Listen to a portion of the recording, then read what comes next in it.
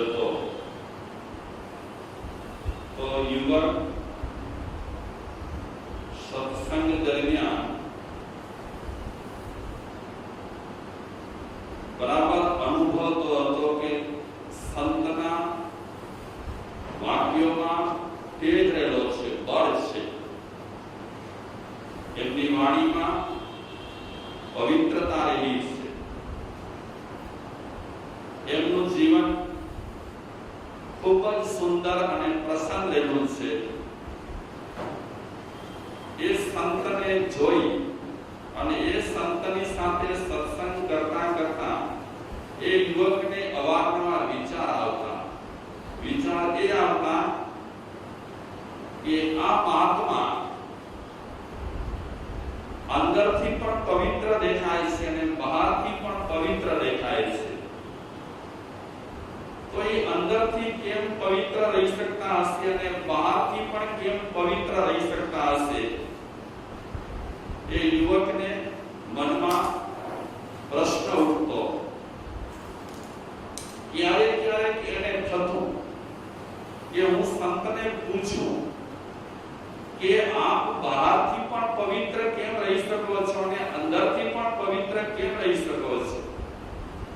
અને એક દિવસે સત્સંગ પછી એ યુવકે હિંમત કરી, જ્યારે બધા લોકો ચાલ્યા ગયા ત્યારે સંત પાસે જઈ કરી વિનમ્રતા સાથે સંતને કહે છે કે બાબાજી,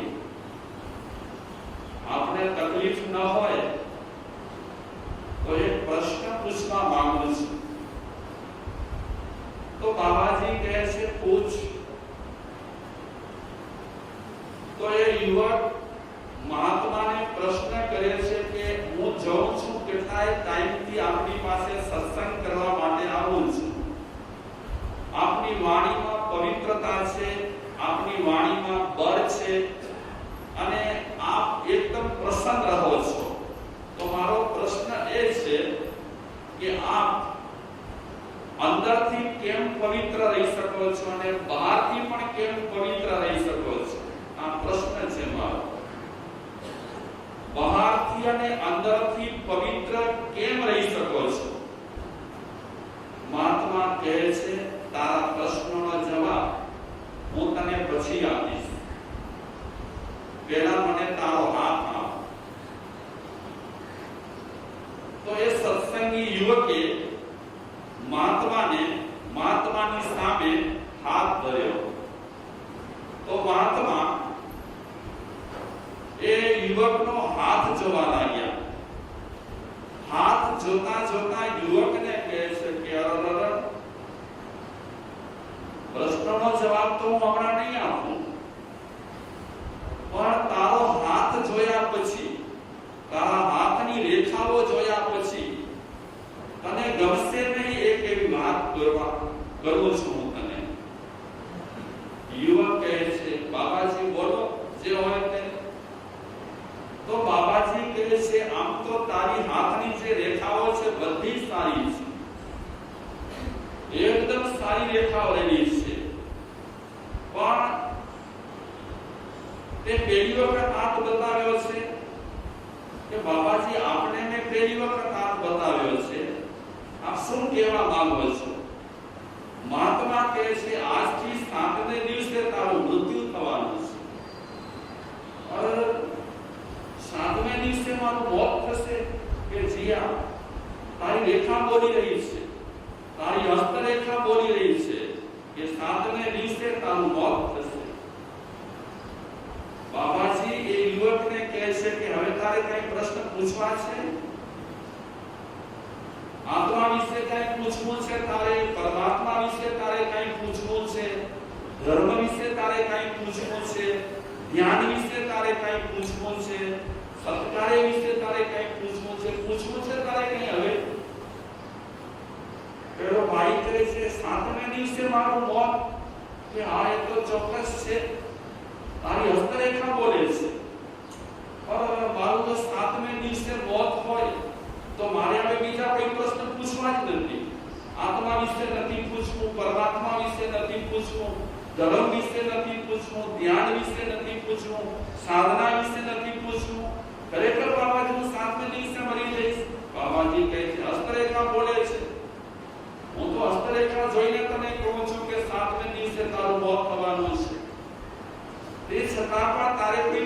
પૂછવાની ઈચ્છા હોય તો પૂછ કે નારે બાબાજી મારે એક પ્રશ્ન પૂછવો નથી, નથી આત્મા વિશે પૂછવું, નથી પરમાત્મા વિશે પૂછવું, નથી ધર્મ વિશે પૂછવું, નથી ધ્યાન વિશે પૂછવું, નથી સાધના વિશે પૂછવું, નથી કર્મ વિશે પૂછવું, કાંઈ નથી પૂછવું.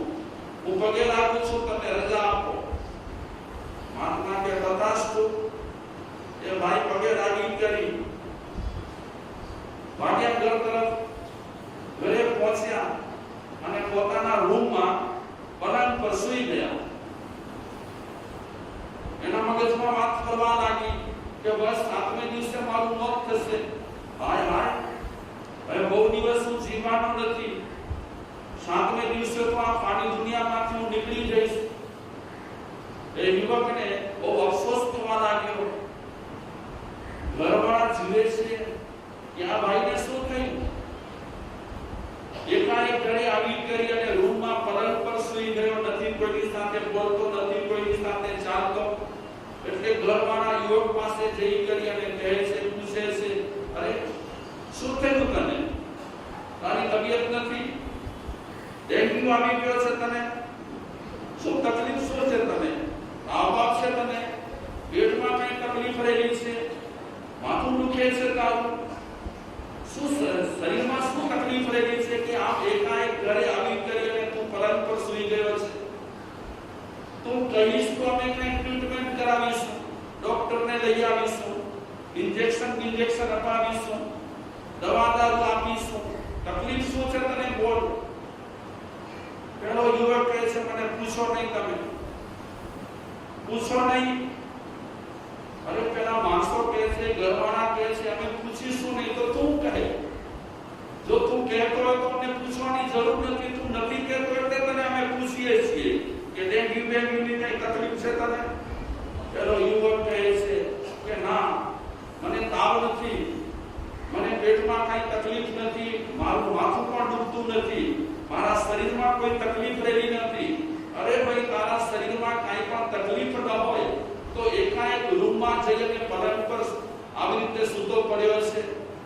તને ખાવાનું આપીએ, તને સૂંઠવાળી ચા બનાવી દઈએ, તને ખપે શું છે બોલ? કે ના, મને ચા બા કાંઈ નથી ખપતી, મને ખાવું પણ નથી, કાંઈ નથી જોઈતું મને. અરે ઘરવાળા કહે છે, તને કાંઈ જોઈતું ન હોય, શરીરમાં કાંઈ તકલીફ ન રહેલી હોય તો આવી રીતે તું પલંગ પર સૂતો રહીશ કે નહીં? તમે હમણાં ને હમણાં એક કામ કરો કે બોલો, મારા જે દુશ્મનો છે તમને ખ્યાલ છે ને? આ ફલાણા ભાઈ ને ઢીકરા ભાઈ ને ફલાણા બેન ને ઢીકરા બેન, એ મારા જેટલા શત્રુ રહેલા છે બધાને મારી પાસે બોલાવી લાવો. મારે એમની સાથે માફી માંગવી છે, ખબર ખાવા કરવા છે, બિછાણી દુકડમ લેવું છે. અરે ઘરવાળા કહે છે, હમણાં શું કામ? કે ના, તમે જલ્દી કરો, મારી વાત સાંભળો. કેટલાય દુશ્મનોના નામ આપું છું, એ બધા દુશ્મનોને હમણાં ને હમણાં તમે તેડી આવો. ઘરવાળા વિચારે છે કે થયું છે શું? એને બીજા કોઈને યાદ નથી કરતા, સગાવાળાને યાદ નથી કરતા, હેતુ સંતોષીઓને યાદ નથી કરતા, અને દુશ્મનોને યાદ કરી અને નિષ્ઠા આપે છે. તો તરત જ સગાવાળા જે તે નામો આપ્યા હતા, કાનજીભાઈ, વંજીભાઈ, ધનજીભાઈ, ગંગાભાઈ, પાલભાઈ, આ બધા બહેનોને ભાઈઓને જેના દુશ્મનો રહેલા હતા એ બધાને બોલાવી લાવ્યા. પલંગ પર સૂતેલો એ ભાઈ ઊભો થઈ કરી બધાને પગે લાગે છે. પગે લાગી કરી અને કહે છે, બોલ્યો ચાલે વાહ, મારા વતીથી તમારા આત્માને દુઃખ લાગ્યું હોય, તમારું દિલ દુભાયું હોય તો હૃદયપૂર્વક હું ક્ષમા લઉં છું.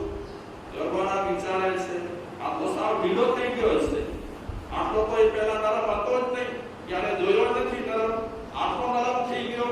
અને આ તો કટરેના દુશ્મનો એને જુએ નહીં અને આજે પગે લાગે છે અને એકદમ વિનમ્રતા સાથે ખમાવે છે, બિછાની દુકડમ લે છે, માફી માંગે છે. એ દુશ્મનો પણ એને ભેટી પડે છે, રડે છે. એકબીજાની માફી થઈ, બિછાની દુકડમ થયું. એ દુશ્મનો હતા એ મિત્ર બની ગયા, દુશ્મનો હતા એ પ્રેમી બની ગયા. અને એ ભાઈ પાસેથી રજા લીધી. પેલો ભાઈ કહે છે કે હું મરી જાઉં એટલે તમે દાન દેજો, હું મરી જાઉં એટલે તમે સત્કર્મ કરજો, હું મરી જાઉં એટલે તમે રડજો નહીં. હું મરી જાઉં એટલે તમે આમ કરજો, હું મરી જાઉં એટલે તમે તેમ કરજો. ઘરવાળા કહે છે આવું શું કામ તમે બોલો છો, મરી જાઓ મરી જાઓ મરી જાઓ. કે ના, હવે બહુ જીવવાનો નથી. આજથી 7મે દિવસે મારું મોત થવાનું છે. દુશ્મનો સાથે માફી માંગી, શત્રુતા મેં મિટાવી નાખી. બસ હવે તમે મારા નામે હું જે કહું છું એ દાન સત્કર્મ વગેરે કરજો, ભગવાનની ભક્તિ કરજો. બહુ સારું સારું બોલે છે. તો ઘરના લોકો બધા સારું સારું કરવા લાગ્યા, એના નામે દાન દેવા લાગ્યા, ભૂખ્યાઓને ભોજન આપવા લાગ્યા, જેમની પાસે કપડા ન હતા એમને કપડા દેવા લાગ્યા, જેમને જે વસ્તુની જરૂર હતી એ પ્રેમથી દાનમાં દે છે. 7મે દિવસે સવારના પહોરમાં જે સંતે હસ્તરેખા જોઈ અને ભવિષ્ય ભાગ્યું હતું એ સંત આવ્યા. પેલો ભાઈ તો વિચારે છે આજે 7મો દિવસ, આજે 7મો દિવસ એટલે ગમે ત્યારે મારું શ્વાસ પૂરું થવાનું છે, પ્રાણ નીકળી જવાના છે, હું આ પાણી દુનિયામાં હતો નહોતો થઈ જવાનો છું. મહાત્મા આવ્યા, સવારના પહોરમાં આવ્યા. પેલો ભાઈ જુએ છે જે મહાત્માએ ભવિષ્ય વાંચ્યો છે એ મહાત્મા અત્યારે 7મા દિવસે સવારના પહોરમાં આવ્યા છે. ઉભો થયો, મહાત્માને પગે લાગ્યો. ત્યારે મહાત્મા કહે છે કે એક વાત મને યાદ આવી છે એટલે ખાસ ચલાવી કરીને તારા ઘરે આવ્યો છે. અરે મહાત્મા કહે ભલે આવ્યા તમે, 7મે દિવસે આમે મારું મોત થવાનું છે. મારું મોત થાય એનાથી પહેલા તમારા દર્શન થાય એ મારા અહોભાગ્ય, એ મારા પુણ્ય, એ મારા નસીબ. પણ તમને કઈ વસ્તુ યાદ આવી, કેવી વસ્તુ યાદ આવી કે તમારે ચલાવી કરી અને મારા ઘરે આવવું પડ્યું? મહાત્મા કહે છે તારો હાથ આપ. પેલો ભાઈ હાથ આપે છે મહાત્માને. મહાત્મા કહે છે એક વાત હું સાવ ભૂલી ગયો હતો અને થોડી ગડબડ કરી નાખી હતી ઉતાવળમાં ચા સરખી મળી નથી ને એટલે. મહાત્માને પેલા ભાઈએ હાથ આપ્યો હાથમાં, એટલે મહાત્મા પાછા જવા લાગ્યા. હસ્તરેખાઓ આપણા હાથમાં છે ને, આપણે જે કર્મ કરી આવ્યા છીએ એ બધું અહીંયા લખેલું છે. વાંચનારા વાંચી શકે, બધા કઈ વાંચી શકતા નથી. પણ આપણા હાથમાં, આપણો હાથ છે આપણા કર્મોની ગવાહી કરે છે. આમ આપણે ચપ્પુ બહુથી રેખાઓ કરીશું તો કામ નહીં લાગે. નેચરલી જે રેખાઓ હશે એ આપણા પૂર્વ જન્મોની ગવાહી આપે છે. તો મહાત્મા પાછો હાથ જુએ છે, એની રેખાઓ જુએ છે. રેખાઓ જોઈ કરી અને મહાત્મા કહે છે મેં ગડબડ કરી નાખી ઉતાવળમાં ચશ્મા પહેરી નથી ને એટલે રેખાઓમાં ગડબડ થઈ ગઈ. આમ થોડી વાર રેખાઓ જોઈ કરી અને મહાત્મા કહે છે કે તારો 7મા દિવસે મોત થવાનો નથી, તારો મોત તો 6 મહિના પછી થવાનો છે. જેવું સાંભળ્યું કે 6 મહિના પછી મારો મોત થવાનો છે તો તરત જ ઘરવાળાઓને કહે છે સરસ મજાની સૂંઠવાળી ગરમા ગરમ ચા તૈયાર કરો. તરત જ ઘરવાળા વિચારે છે સામેથી માંગ્યું છે અને 7 દિવસ પછી માંગ્યું છે તો એકદમ સરસ મજાની ગરમા ગરમ મસાલાવાળી ચા તૈયાર કરી ઘરવાળાઓને કહે છે આજે મારે બપોરના આ ભોજન કરવાનું છે. ઘરવાળાઓને કહે છે ભોજન કર્યા પછી આજે સન્ડે છે એટલે ફરવા માટે જવાનું છે. કારણ કે હવે જ્યારે મોત આવશે 6 મહિના બાકી છે. તો 6 મહિના બાકી છે એવું જાણ્યા પછી 7મા દિવસે હું મરી જવાનો છું એ મોતનો ભય એના મગજમાંથી નીકળી ગયો. હવે તો ઓર્ડર પર ઓર્ડર કરે છે, આમ કરો ને તેમ કરો ને ફલાણું કરો ને સંદેશ લઈ આવો કલકત્તાથી. આવું બધું એ કહેવા લાગ્યો. તે સમયે સંત ત્યાં હતા. સંત એ ભાઈને પૂછે છે તને મેં કીધું હતું કે 7મા દિવસે તારો મોત થવાનો છે ત્યારે તે શું કર્યું? ખાધું પીધું, સરખી રીતે વાતો કરી ઘરવાળાઓ સાથે કે નારેના બાબાજી આપે જ્યારે કીધું કે 7મે દિવસે મોત થવાનું છે ત્યારે મારા મોતિયા મરી ગયા હતા. ખાધું નથી, પીધું નથી, બસ સારા કામ કર્યા 7 દિવસ સુધી. 7 દિવસ સુધી તે સારા કામ શેના માટે કર્યા?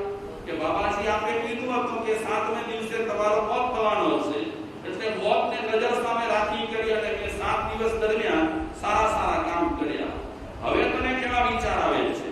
બાબાજીને કહે છે પેલો યુવક, હવે તો આપણે 6 મહિનાની મુદત આપી છે અને 6 મહિનાની મુદત પછી પણ હજી કહેવાય નહીં તમે સરખી રીતે રેખાઓ જુઓ તો, પણ 6 મહિના સુધી તો મોત ફેલાઈ ગયો. આ 6 મહિના પછી મારો મોત થવાનો છે. આવું સાંભળ્યા પછી થોડો ફ્રેશ થઈ ગયો છું, થોડો હળવો ફૂલ થઈ ગયો છું અને હવે એમ લાગે છે કે આપણે મહિનો 2 મહિના ધર્મ ધ્યાન નહીં કરીએ તો ચાલશે, મહિનો 2 મહિના આપણે દાન પુણ્ય નહીં કરીએ તો ચાલશે, 4-5 મહિના પછી જ્યારે 6થો મહિનો શરૂ થશે ત્યારે આપણે ધર્મ ધ્યાન કરીશું. મોતનો ભય જ્યારે હટી ગયો, મોતનો ભય જ્યારે ખસી ગયો ત્યારે સારી પ્રવૃત્તિ પછી કરીશું, એટલે પછી પર મૂકી દીધું. તો મહાત્મા કહે છે મને તે પ્રશ્ન કરેલો હતો, આજે હું જવાબ આપું છું. પ્રશ્ન શું કર્યો હતો? કે ભીતરથી પણ આપ પવિત્ર છો અને બહારથી પણ આપ પવિત્ર રહેલા છો, તો આ પવિત્રતાનું કારણ શું છે?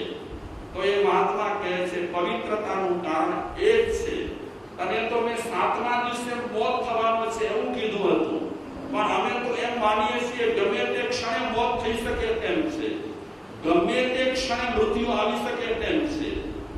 આ વિચારને કારણે, આ ધારણાને કારણે અમે અંદરથી પણ પવિત્ર રહી શક્યા છીએ અને બહારથી પણ પવિત્ર રહી શક્યા છીએ. શેના માટે રહી શક્યા છીએ? સાકારને રહી શક્યા છીએ કે ગમે ત્યારે મોત આવી શકે તેમ છે. જે વ્યક્તિને મોતનો ભય હોય અને જે વ્યક્તિ મોતને રોજે રોજ નજર સામે જોતો હોય તે વ્યક્તિ હંમેશા પોતાના જીવનને પવિત્ર બનાવવા માટે પ્રયાસ કરતો હોય છે. 3 જાતના માણસો છે. એક પ્રકાર છે માણસોનો કે જેમને લાંબુ જીવન જીવવું છે. આ એક પ્રકાર છે માણસો, લાંબુ જીવન જીવવું છે. શા માટે લાંબુ જીવન જીવવું છે? કે ઘરમાં સુવિધાઓ બહુ સારી છે, વૈભવો ઘરમાં ઘણા સારા છે, સવલતો ઘરમાં ઘણી સારી મળી છે, તો જેટલી ભોગવાય તેટલી શું કરવાની? ભોગવવાની. અને બધી ક્યારે ભોગવાય? જો લાંબુ જીવન જીવાય તો ભોગવાય, ટૂંકું જીવન હોય તો ઘરમાં સુવિધાઓ ઘણી રહેલી હોય તો ભોગવાય કેમ? તો એક પ્રકારના માણસો રહેલા છે કે એમને લાંબુ જીવન જીવવાની ઈચ્છા છે, અને ઈચ્છા પણ એટલા માટે છે કે ઘરમાં સુવિધા મળી છે એના કારણે એ સુવિધાઓનો પૂરેપૂરો લાભ ઉઠાવીએ. પશ્ચિમ સંસ્કૃતિ ત્યાં કને ભોગવિલાસની રેલમછેલ છે, એટલે એ લોકો લાંબુ જીવન જીવવા માટે ઈચ્છે છે એટલું જ નહીં, અખતરા કરે છે. શેના માટે અખતરા કરે છે?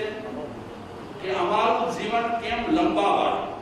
જીવનને લંબાવવા માટે પશ્ચિમ સંસ્કૃતિ પ્રયાસ કરે છે, કારણ કે એમની પાસે ભોગ સમૃદ્ધિ અને વૈભવ વિલાસ પુષ્કળ રહેલા છે. તો એક પ્રકારના માણસો છે ભરતભાઈ કે લાંબુ જીવન જીવવા ઈચ્છે છે, ધર્મ જ્ઞાન માટે નહીં, સારા કામ કરવા માટે નહીં, જિંદગીને સારી બનાવવા માટે નહીં, પણ સુખ ભોગ ઘણા ટાઈમ સુધી ભોગવી શકાય એટલા માટે લાંબી જિંદગી જીવવા માટે ઈચ્છી રહ્યા છે.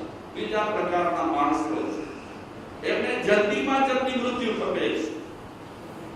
શેના માટે? એમને જલ્દીમાં જલ્દી મૃત્યુ શું કામ ખપે છે?